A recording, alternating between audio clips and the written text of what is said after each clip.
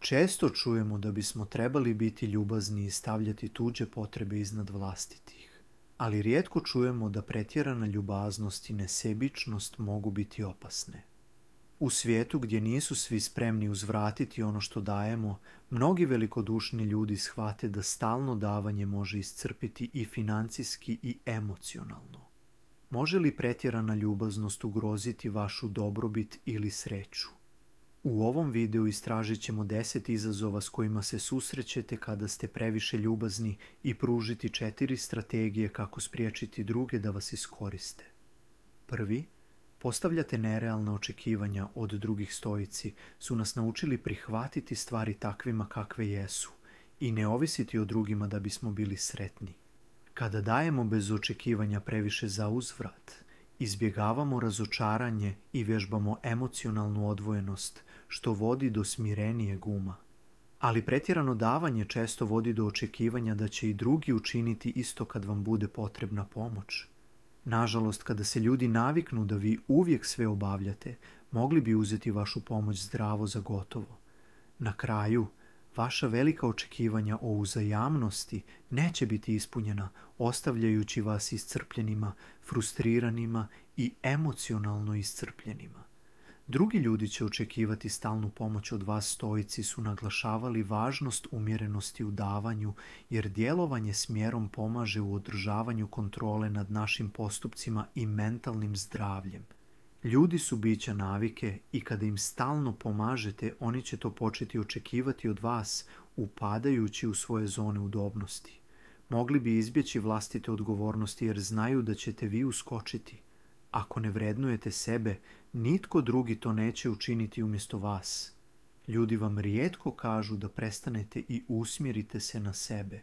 Na vama je da postavite granice. Treći, vaši vlastiti ciljevi će biti zanemareni. Stoici su naglašavali važnost postavljanja granica i davanja prioriteta osobnim odgovornostima kako bi se održala ravnoteža i izbjeglo gubljenje sebe u potrebama drugih. Ako uvijek stavljate tuđe potrebe na prvo mjesto, možda bježite od vlastitih unutarnjih borbi. Zanemarivanje samoskrbi vodi dubljem nezadovoljstvu jer zanemarujete vlastite ciljeve. Na kraju ćete se morati suočiti i sa sobom i s nezadovoljstvom koje dolazi od stalnog stavljanja drugih ispred sebe. Bez brige o vlastitim potrebama nećete moći istinski pomoći drugima. Četvrti, ljudi će vas doživljavati kao slabe. Stoicizam nas uči važnosti snage i samodiscipline u stjecanju poštovanja. Previše pomaganja drugima, posebno bez postavljanja granica, može dovesti do toga da vas ljudi doživljavaju kao slabog ili kao nekoga tko lako popušta. Kada nikada ne kažete ne, ljudi će početi prebacivati svoje odgovornosti na vas, pretpostavljajući da možete sve obaviti. Međutim, jednom kada postavite jasne granice i kažete ne, mogli biste zaslužiti poštovanje koje zaslužujete. Do tada možda ćete privući ljude koji dolaze k vama samo kad im nešto treba. Petu će privlačiti ljudi koji samo uzimaju. Stoicizam nas uči mudrim odabirima u tome kome pomažemo i izgradnji uravnoteženih odnosa. Neprestano davanje snižava vašu energiju i vibracijsku razinu, što može privući ljude koji su zainteresirani samo za uzimanje od vas. Ti oportunisti traže ono što mogu dobiti bez da išta ponude za uzvrat. Kako biste se zaštitili od tih energetskih vampira, važno je vježbati razboritost i očuvati svoju energiju za one koji je zaista cijene i uzvraćaju. Šesti, riskirate razviti nezdrave ovisnosti. Stoicizam naglašava samodisciplinu, a davanje bez granica može dovesti do štetnih navika ili ovisnosti. Stalno davanje bez ravnoteže može stvoriti osjećaj oskudice unutar vas, povećavajući vašu potrebu za potvrdom, odobravanjem ili čak nezdravim ponašanjima. S vremenom, to može dovesti do ovisnosti, bilo o supstancama, navikama ili nezdravim odnosima. Stoici nas podsjećaju da budemo svjesni svojih impulsa i osiguramo da ostanemo u kontroli nad svojim postupcima.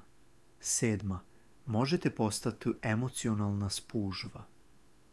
Jedan od izazova prekomjerne ljubaznosti je upijanje emocionalnih tereta drugih.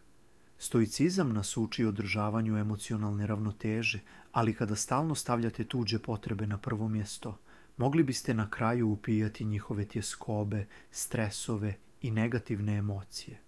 Ovaj emocionalni teret može ozbiljno narušiti vaše mentalno zdravlje, što dovodi do sagorijevanja, stresa ili emocionalnog umora. Zaštita vaše emocionalne dobrobiti postavljanjem jasnih granica je ključna. 8. Vaša će se velikodušnost dovoditi u pitanje. U svijetu gdje je prava ljubaznost rijetka, ljudi mogu postati sumnjičavi prema vašim namjerama.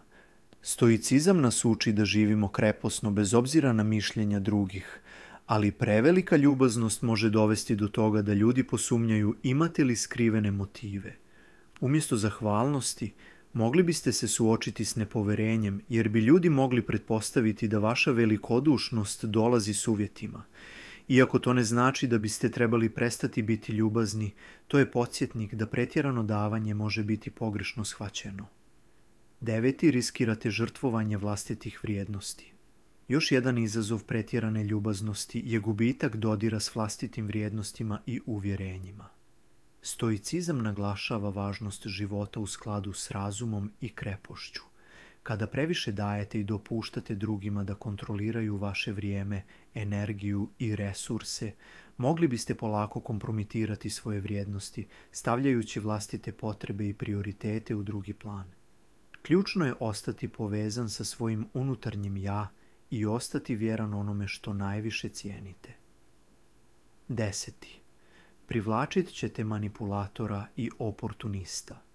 Pretjerana velikodušnost može privući manipulativne osobe koje žele iskoristiti vašu ljubaznost za vlastitu korist.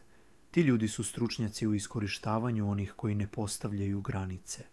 Stoicizam nas podsjeća da prakticiramo razboritost, a postavljanjem jasnih granica možemo se zaštititi od oportunista koji se hrane manipuliranjem dobronamjernih ljudi. Važno je zaštititi svoje vrijeme i energiju od onih koji žele iskoristiti vašu velikodušnost. 4 strategije kako izbjeći da vas iskoriste. 1. Slušajte svoje osjećaje. Na temelju stoičke samosvijesti redovito provjeravajte kako se osjećate. Ako vam pomaganje drugima čini da se osjećate iscrpljeno, ljutito ili umorno, to je znak da možda previše dajete.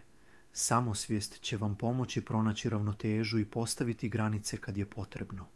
2. Prihvatite snagu riječi ne. Stoici su nas naučili da su naše vrijeme i energija dragocjeni, a učenje kako reći ne, oblik je samokontrole. Odbijanje zahtjeva koji vas previše opterećuju ključno je za održavanje ravnoteže i zaštitu vašeg mentalnog zdravlja. To je važan korak u vraćanju kontrole nad svojim životom. 3. Planirajte vrijeme za sebe. Prakticiranje samodiscipline znači redovito izdvajati vrijeme za sebe. Učinite brigu o sebi prioritetom tako da planirate aktivnosti koje vam donose radost, opuštanje i obnovu. Tretirajte to vrijeme kao nešto što se ne može pregovarati i dajte do znanja drugima da je vaše vrijeme dragocjeno i rezervirano za njegu sebe. 4. Udaljite se od energetskih vampira. Stoicizam naglašava važnost okruživanja pozitivnim, podržavajućim ljudima. Prepoznajte one koji vam iscrpljuju energiju bez da išta vraćaju i stvorite distancu od njih. Očuvajte svoje mentalno zdravlje fokusirajući se na odnose koji su uravnoteženi i ispunjavajući. Zaključno, prema stoičkoj mudrosti, srednji put je uvijek najbolji pristup u životu, a velikodušnost nije iznimka. Ako premalo dajemo, mogli bismo se činiti sebičnima, ali ako previše dajemo, iscrpit ćemo se emocionalno, mentalno i financijski. Težite ravnoteži između ispunjavanja tuđih potreba i brige o sebi. Ako ste u dvojbi, sjetite se čarobne riječi ne.